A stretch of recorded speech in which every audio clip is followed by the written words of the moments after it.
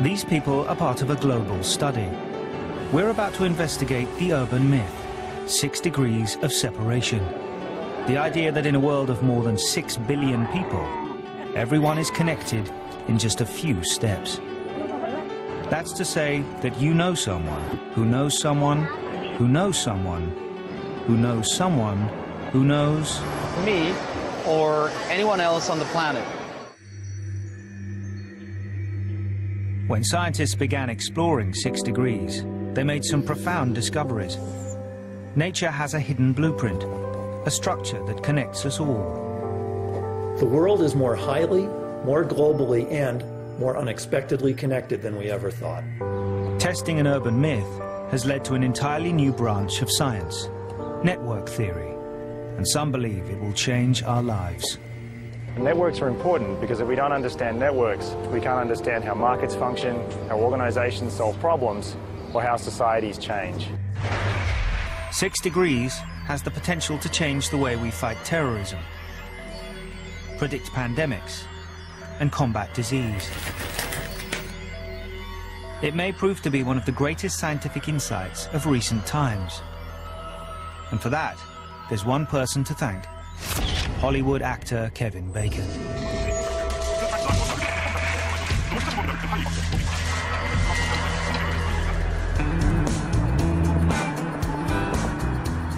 Mark Vidal is a geneticist at the Dana-Farber Cancer Institute in Boston. He's the target of our study to test 6 degrees of separation. The claim that everyone on the planet can be connected to everyone else in just a few steps. Is it real or just an urban myth? We'll find out. Bei über 6,8 Milliarden Menschen auf der Welt wird es, denke ich mal, ganz schön schwierig, die richtige Person ausfindig zu machen. We've chosen 40 people from around the world to see if they can get a package to Vidal. Our participants have never met him, and they aren't allowed to look him up on the internet. Remélem, hogy sikerülni is fog. The rules are simple. They must try and get the packages to Boston by passing it to family or friends, people they know on a first-name basis. I have difficulty believing that they're going to be successful in delivering that package. ممكن يروح أمريكا يعني مفيش حاجة ليه لا يروح أمريكا يروح. Express. Will any of the packages make it to Boston? And how many steps will it take? 8 steps, maybe?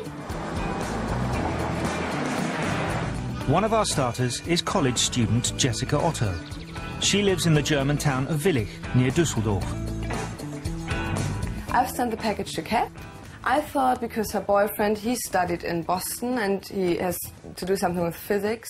And I thought he would know a lot of professors, and I'm pretty sure that one of those knows Mark Vidal.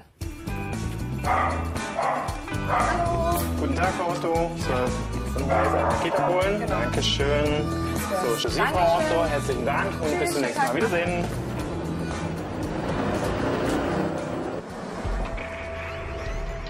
Testing 6 degrees of separation is not a trivial matter. A decade ago, the idea began intriguing a small group of researchers trying to explain the world using mathematics. It would eventually lead to the new science of networks.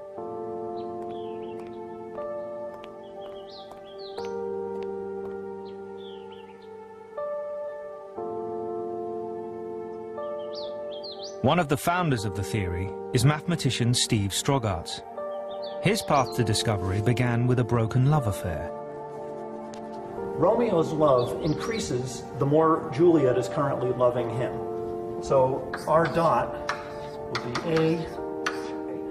The more that Romeo currently loves her, the more that she recoils and wants to run away and hide. The equation looks like this. I had a tumultuous relationship. It was the first relationship of my life with a girl in college, and I couldn't understand what she was doing to me. And whenever I seemed to get closer to her and try to show her how much I loved her, she would back away. And then when I realized I better give up, this isn't going anywhere, then she was strangely attracted to me. And this push and pull felt to me, and probably this is why I had so much trouble with her, it felt to me like a mathematical equation. And so I started to write equations for this give and take or push and pull between two people, equations for the growth or decay of their love as a function of time. This to me is a beautiful thing. The unity of nature, that's something you can learn in physics, has the same mathematical description as the oscillations of a love affair, the ups and downs of a romantic relationship. The same formulas.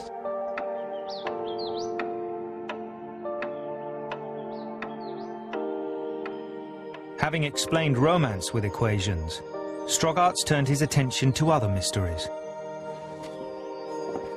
Nothing had perplexed him more than the phenomenon known as synchronicity.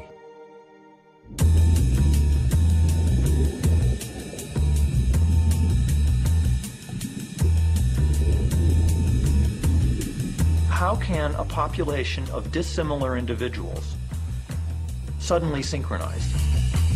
How do fireflies flash in unison across great distances, or crickets chirp as one? How does order emerge from chaos?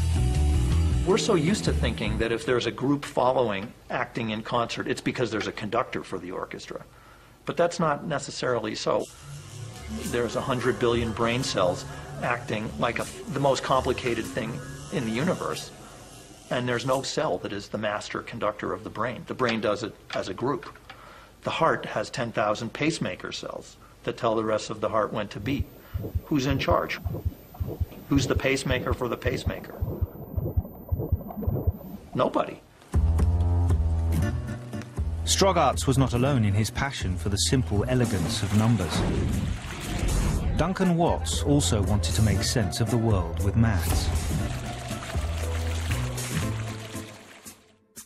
Here we are, sort of just kind of shambling through life, trying to make sure the wheels don't come off, but nothing like science. And I started to think, this is what I should be devoting my life to try and bring something like science to this real world. Watts had abandoned a promising career as Australia's top naval graduate to study physics. And when he arrived at Cornell University, Professor Strogaerts knew this was no ordinary student. When I walked by his office, I saw a picture of him hanging by his fingertips from a sheer cliff in Australia. And I thought, that's the kind of person that I could see myself working with on a difficult problem. Strogaerts had found a worthy collaborator with whom he could attempt to tackle some of the deepest mysteries of nature. We would try to do something intellectually dangerous, to go to some place at the edge, some place that that people hadn't really thought about before, possibly even a question that doesn't seem like a question you're allowed to think about. I like those problems that are almost taboo, because that's where there's a lot to be discovered. Watts and Strogaerts began to investigate the mystery of synchronicity. And for that, they needed a real-world example to study. It occurred to us that actually here in Ithaca we have the world champion of synchronization, called snowy tree crickets. On a warm summer evening, thousands of them will all start chirping in unison. If we could capture some of these crickets, could we predict from an individual's behavior how an enormous population of hundreds or thousands of crickets would behave as a group? So we would find a tree, and then I would clamber up in the tree with a flashlight on my head and a little glass vial and try and find these critters. Well, the hope was that each individual cricket was actually obeying little mathematical rules, unconsciously, that each cricket, when responding to the chirp of another cricket, just shifts its rhythm by a certain amount that was very reproducible. I'd sit there for 3 hours waiting for the damn crickets to chirp, and they wouldn't chirp.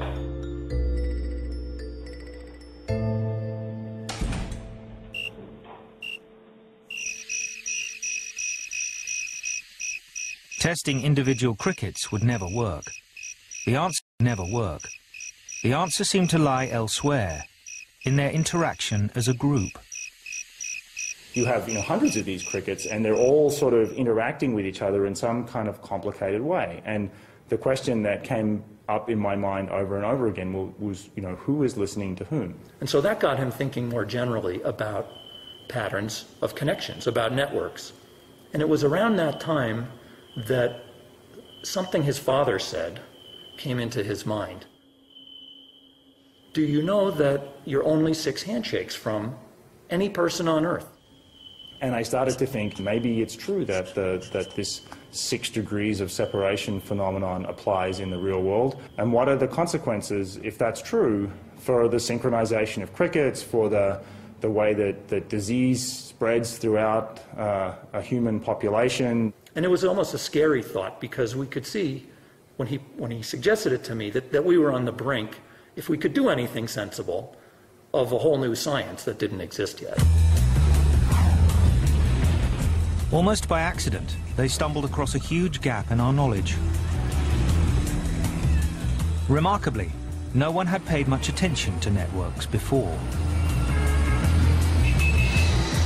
It was at that pivotal moment I really sort of forgot about the crickets and started to think about networks.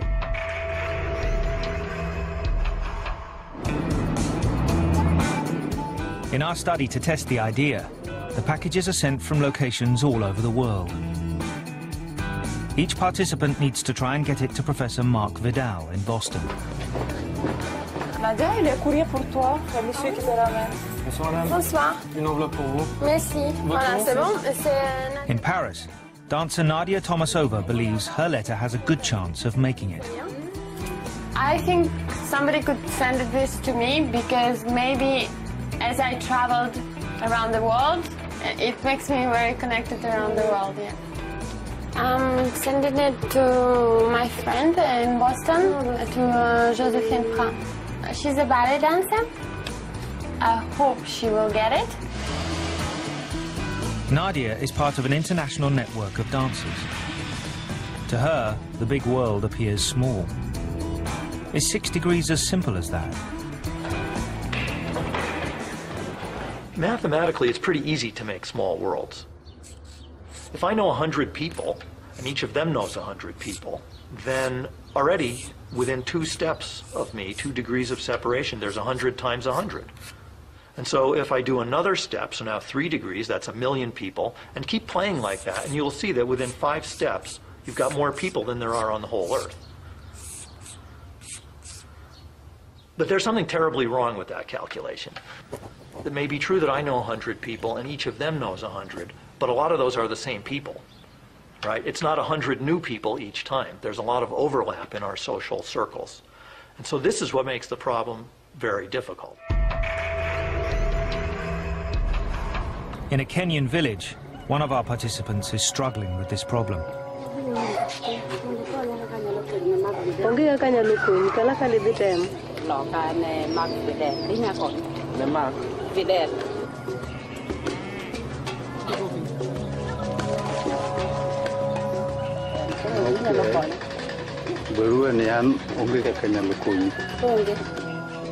Nialoka knows everyone in her village of Nimware, but nobody seems to know anyone who can get the package closer to Boston.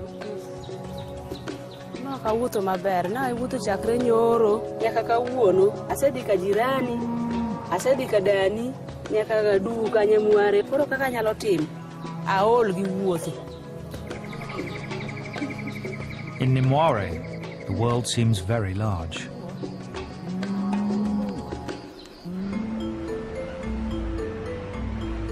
But it's not a problem restricted to Kenyan villages. No matter where we live or what we do, we all tend to know people very much like ourselves. We're clustered into closed circles, locked within our own social networks.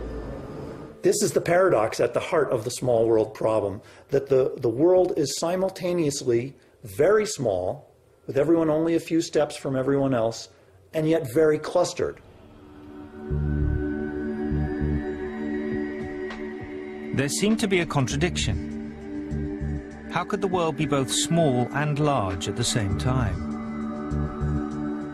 Solving this paradox was the key to understanding 6 degrees. So we just started to play around. It was pure mathematics, fun and games, where a network is thought of as points connected by lines. And then asking whether they would have the property of being a small world, meaning that everyone is only a few hops away from everyone else in the network. Watts began with a thought game, a mathematical model. Imagine we have a crowd in a soccer stadium. And now imagine that you're trying to do the experiment of getting a message from this part of the stadium to the farthest remote part of the stadium. And the only way that we can get a message is to talk to the person next to us, right? And then that person has to talk to the person next to them. It's going to take a very long time for the message to get from there to there. Now, if I give the person on the other side of the soccer stadium a walkie-talkie and I have the other one, we can communicate immediately. Clearly, our path length has shrunk because now the person next to me can communicate with the person on the other side of the stadium simply by asking me to put a call in. All of a sudden, a whole group of people in my local neighborhood can connect to a whole group of people on the other side of the stadium in many, many fewer steps than they could before this one link came into existence. Just a single random link has an enormous effect. And add just a few more links, and distance in the stadium has all but disappeared. The world doesn't gradually get smaller, it drops off a cliff. Here was a model that could make a big world small.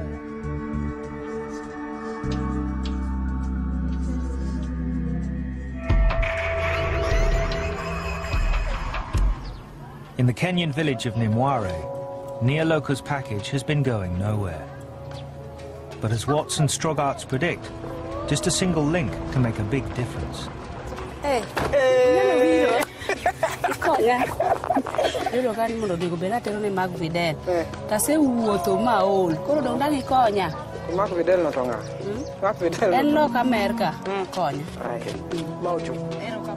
Neoloka's Aunt Margaret has come from Nairobi for a visit. She's the link to the outside world.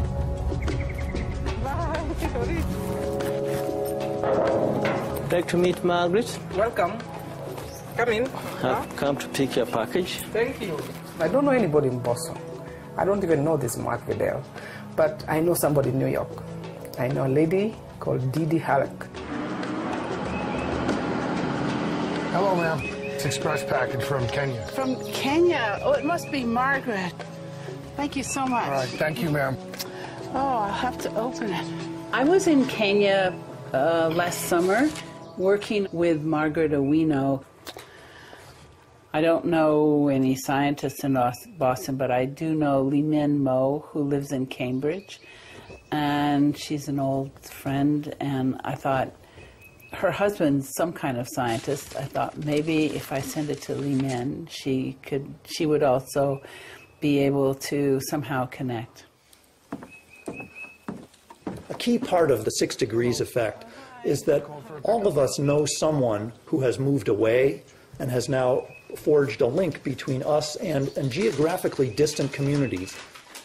That random connection is bringing the whole world together, and it's happening all across the world with everybody. Nice. Okay. Have a nice day. Yeah, thank you.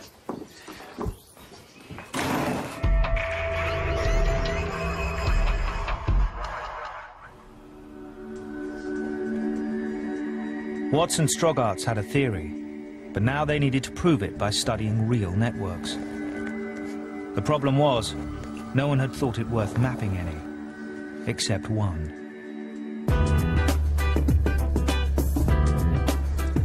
For the scientists, it was Hollywood that offered the first possibility to put their ideas to the test. More than 1 million actors have worked in Hollywood on 500,000 films. Here was a huge network of connections.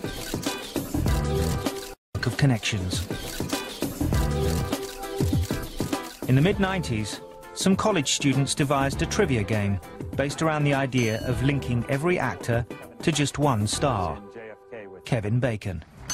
Rodney Dangerfield was in Caddyshack with Bill Murray, and Bill Murray was in She's Having a Baby with Kevin Bacon. Then computer student Brett Chaden thought it would be fun to turn the Kevin Bacon game into a website. Welcome to the Oracle of Bacon at Virginia website. I wrote a program that would extract the path from every actor or actress to Kevin Bacon. Before I knew it, a lot of people were visiting, and a couple of the websites picked up on it and made it their pick of the week or whatever, and that brought in a tremendous number of visitors. Abbott and Costello. Brett Chaden helped turn Kevin Bacon into a cult figure and the inspiration for a major scientific breakthrough.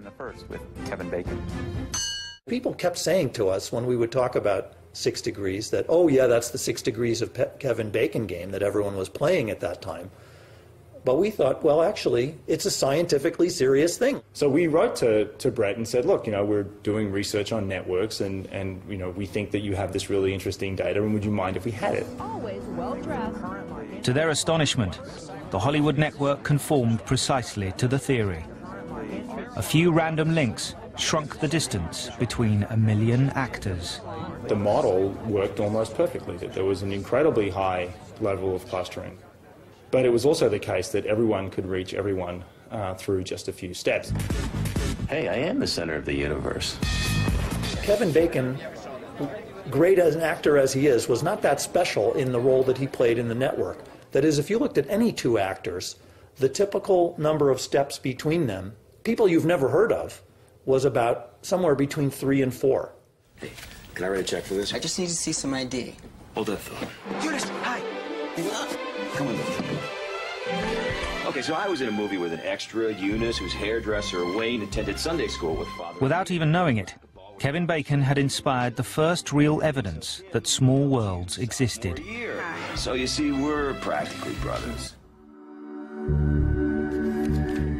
And when the two scientists began looking, small worlds began turning up everywhere.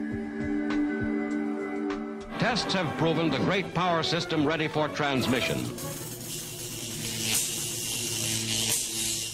America's massive power grid was one network they could test. It's been described as the world's largest machine. So it was a kind of an organism that grew itself.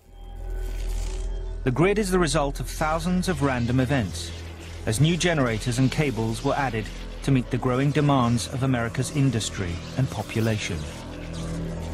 We found that it too was a small world, that even though it had 5,000 power plants over half a continent of area, it only took a very few hops to get from any one to any other. We thought, okay, let's be ambitious here. Let's think about, completely different kinds of networks. So not networks that are social networks, not networks that involve people at all, something that comes from biology, something that's totally different. There's a certain worm called C. elegans. They've mapped every cell, and they know how every cell in its nervous system is connected.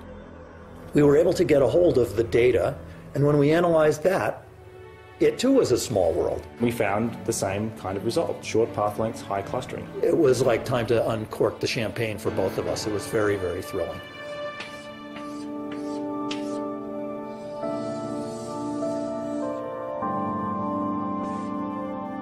Their discovery seemed to solve the small world mystery. But as it turned out, it was just the beginning.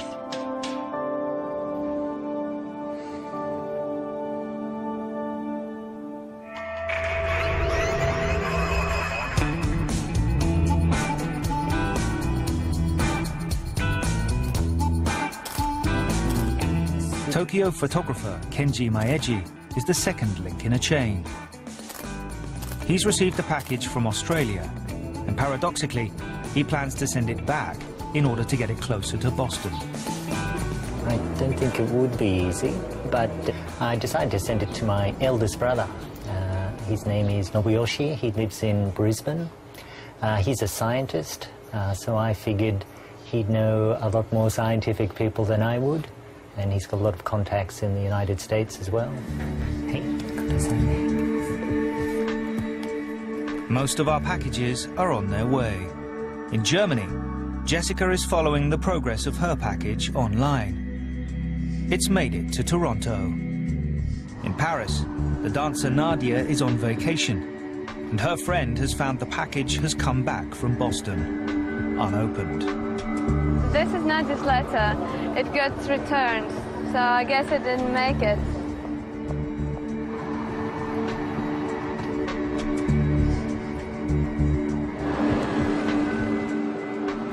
From 40 original starting points, 27 packages are still on their way, even crossing paths as they pass through the giant sorting hubs of the courier companies.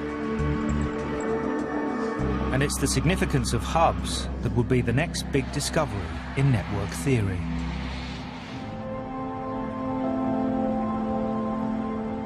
While Strogaerts and Watts were pioneering small worlds, another scientist would look at the problem from a different angle. For Hungarian physicist Laszlo Barabási, understanding networks held the promise of predicting the future. His inspiration came from a classic work of science fiction, Isaac Asimov's Foundation. I have said the empire will lie in ruins within the next century. Asimov's Foundation centers on a mathematician with the power of prediction. But Barabási had identified a flaw in the story. I started thinking, what is that I could do to predict the future? I realized that what is missing from Asimov's thinking is the network, the structure and the behavior of the network. Because events are never isolated. They depend on each other. They interact with each other. So we need to understand how they interact. To understand these interactions, Barabási needed a network that had been thoroughly mapped. The major problem was that the data was incredibly difficult to find. But then everything changed. It was the early 90s, and the World Wide Web was exploding in popularity.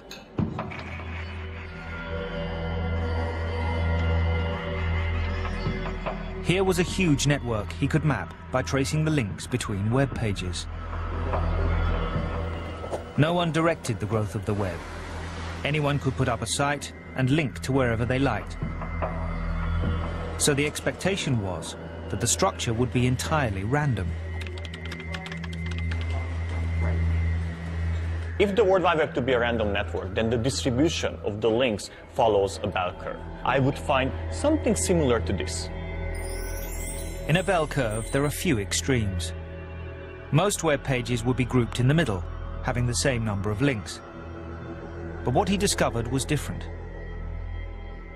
The web links were not evenly spread. Most pages had very few links, but there were some with a huge number of connections. We found a few web pages that had thousands of links pointing to them. And these were the hubs. It was completely new, completely unexpected. First, we did not know what to do with that. This was no random world. It seemed to have an organizing principle based around hubs. In these early days of the web, long before the familiar super sites of today had emerged, Barabási's study had glimpsed the future. It predicted the potential for the existence of huge hubs, like Amazon and Google and Yahoo turned out to be. Barabási's hunch was that behind this pattern there may be a deeper truth lurking. By coincidence, Watts had just published his paper on the small world of Hollywood actors. Barabási wondered if there could be hubs there too. I got an email from Laszlo Barabási, and he said, would I mind sharing some of the data? So we took the data set and we interpreted, just like the World Wide Web, as a map. And we asked the question, how many links each actor has? We saw exactly the same pattern as we observed earlier on the World Wide Web. There were many, many actors that had only a few links to other actors. A few links to other actors. There were a few major hubs, however. Though it was right in front of them, Watts and Strogaerts had missed a second great discovery. The funny thing is, we didn't really look. And so we had all this data looking, staring us in the face, and I never thought to actually plot the distribution. Finding hubs in Hollywood was a major breakthrough. It suggested that networks didn't just grow accidentally. They evolved according to some pattern. And if so, hubs should be everywhere. And sure enough, Barabashi found hub networks in transportation routes, in computer chips, and within the human cell. I kept thinking, how is it possible? Because they cannot be more different in the scope, in the mate, and their nature. More I thought about it, more I realized that there must be a simple explanation for that, because these are such a different systems that the only way they could be similar to each other is that there is one simple law that describes the structure of all of them. And he discovered that simple equation that describes our complex, interconnected world. Pk equal k to the minus gamma. That is the formula. Barabashi's equation not only showed that hubs were inevitable, it can also predict the number of hubs in any given network. Here was the secret behind almost every network, the structure that nature uses to spin its webs. And once it could be seen, it revealed networks have peculiar strengths and weaknesses, with implications for all of us. There are hundreds and thousands and potentially millions of errors in my cell, and yet I don't even notice. The internet can work even when hundreds of its routers are not functional. If you remove the small nodes, it does not matter. The network will shrink, but will not fall apart. But there is a price you pay for this extreme robustness. If you remove the hubs, the system will fall apart.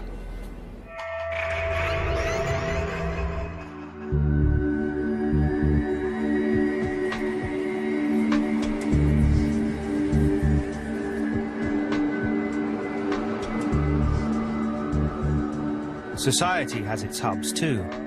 People who are much more connected than the rest of us.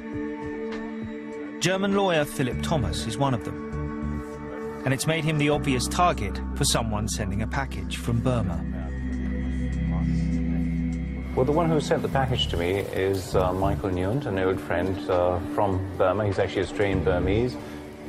Burma is a fairly isolated place, so Burmese, unfortunately, don't have too many contacts to the outside world. Michael knows that I have family spread in the US, so it must have been pretty obvious for Michael that I might be one potential link in that chain. Dass ich Ihnen das einfach so überlassen Machen wir gern darf. für Sie. Danke. Wiedersehen. Wiedersehen.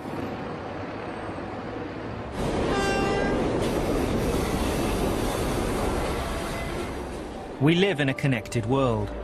Networks dominate our economy, our environment, and our society.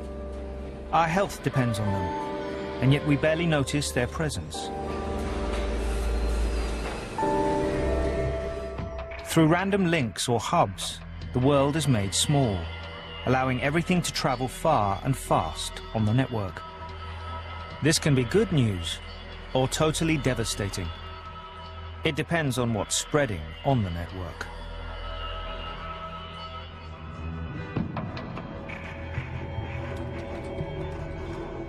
In 2000, a virus, the I love you bug, took just hours to spread through the world's computer networks. And penetrated the CIA, the Pentagon, and the Houses of Parliament. One of the scientists tracking the virus was physicist Alessandro Vespignani. He was puzzled by its rapid spread and by its resilience.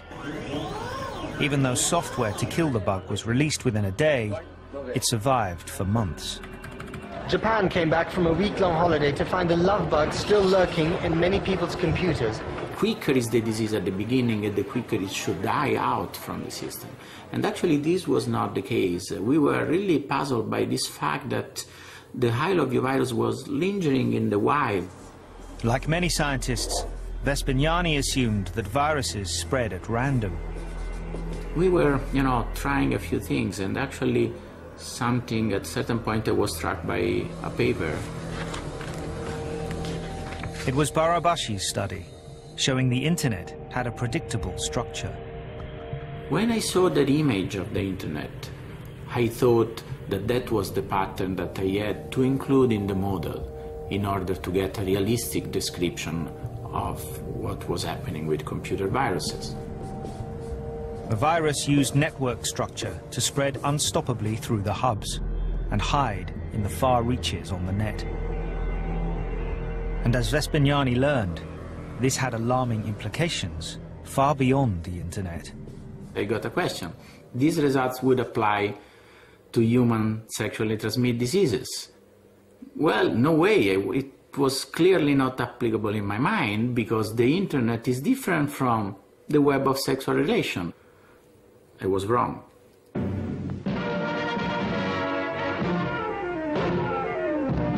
Wilt Chamberlain, nearly 7 feet tall even then. Champion basketballer Wilt Chamberlain claimed he'd had sex with 20,000 women, an average of 1.9 couplings per day over his adult life. Wilt was almost unstoppable. Even allowing for some exaggeration, he was clearly a hub in the human sexual network. There are few records left for Wilt to tilt. A Swedish study of sexual behavior showed most people had only a few partners, but a handful had hundreds. The web of sexual relations looked exactly like the internet. It was dominated by a few hubs. And just like I love you, this meant that if a virus entered the network, it would be almost impossible to remove. So suddenly, from one day to another, what we were doing in the computer virus area was important for human diseases. Vespignani's research helps us to understand the resilience of HIV. Despite 2 decades and billions of dollars in prevention programs, the virus is entering an explosive new era of growth. His findings also help explain the failure of early awareness campaigns to prevent the spread of the disease. These were aimed at the general public, long before the significance of hubs were recognized.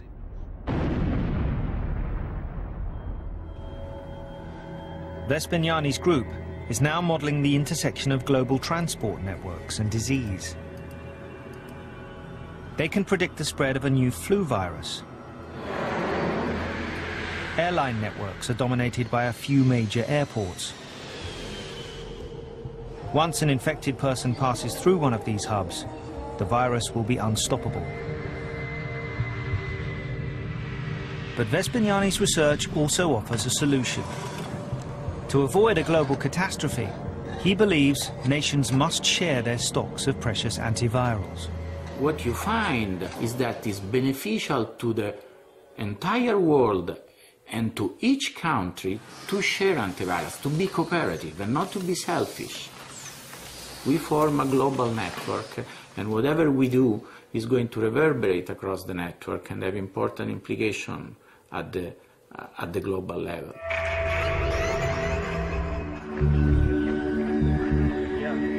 The first of our packages has made it to Boston, reaching a colleague of the target, Mark Vidal. Let me run inside and get that package for you. Okay. Thank you very much. I'll actually deliver it. All right, great. Thank you. Great. See you next time. Mark and I serve on some committees together, and I've advised him on a couple of legal matters over the years. He's in the building right next door to me, and I can deliver this package to him quite easily. Okay. Would you see that Mark gets this envelope, please? Sure. Okay, thank you very much. So long, thanks. Bye.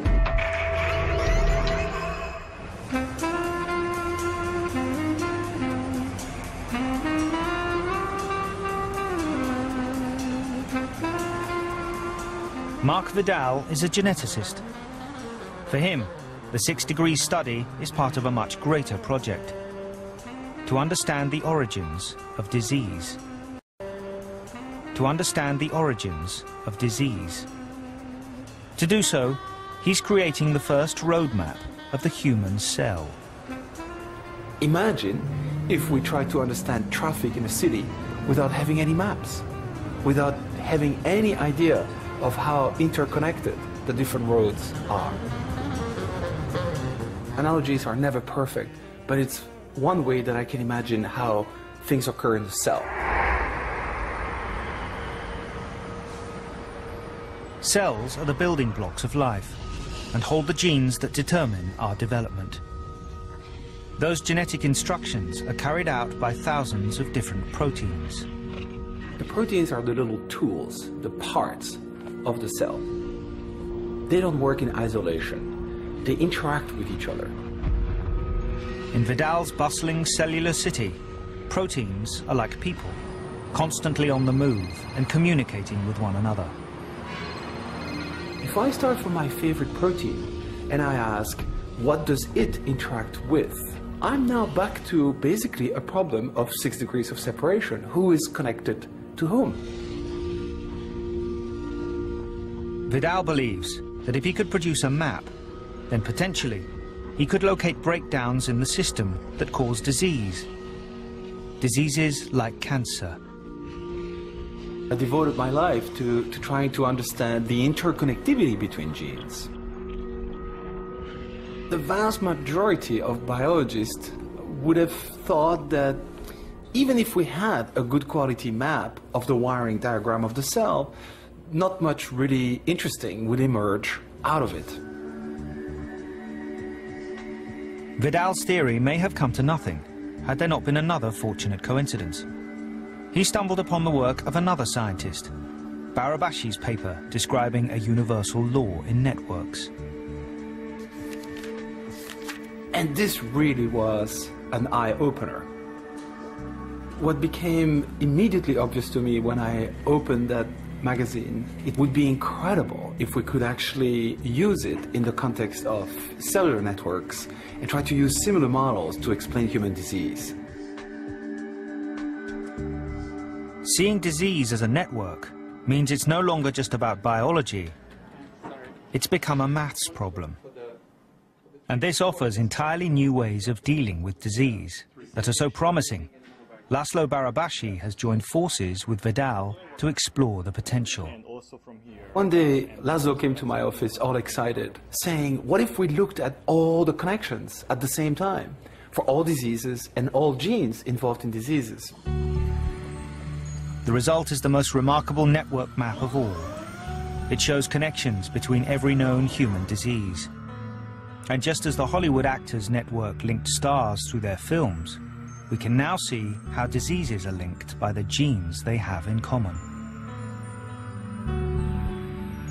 The network that came out of this analysis had absolutely incredible properties. For one thing, in many diseases, we still don't know all the genes that are involved in those diseases.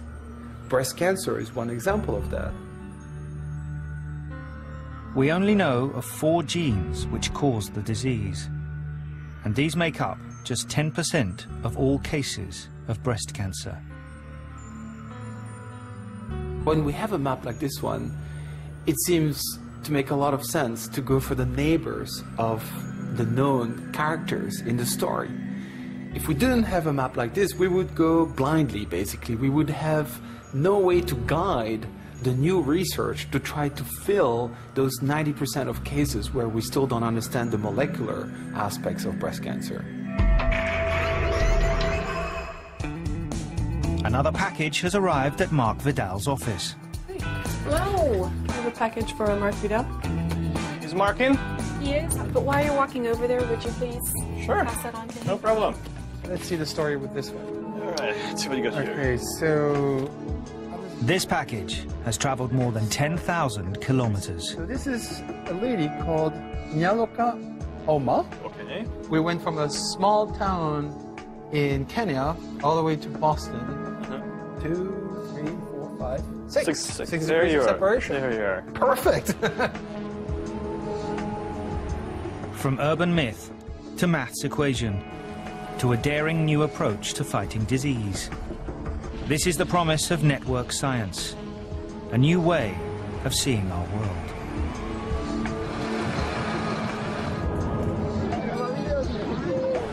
Six Degrees is not just an urban myth after all. A decade on, Kevin Bacon has decided he might as well accept his cult status. When I first heard about the 6 Degrees of Kevin Bacon game, I was really kind of horrified. I thought it was a joke at my expense. And I was hoping that it would go the way of pet rocks and 8-track cassette tapes, but it seems to be hanging on. Now he's put the power of social networking to good use, launching a charity website, 6degrees.org. The site lets people introduce their friends and their friends' friends to good causes, like Mark Vidal's cancer research.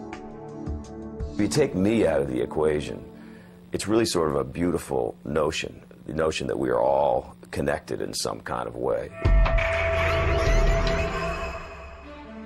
Our packages have passed through 28 countries and 53 cities. Although only 3 reach Mark Vidal, they average just 6 steps to get there. 6 Degrees has revealed a new view of nature and a reminder that if the world is small, then we're all in this together. Everything appears to be connected in ways that, were absolutely not predictable just 10 years ago or even 5 years ago. It's going to completely change the way we think about the world.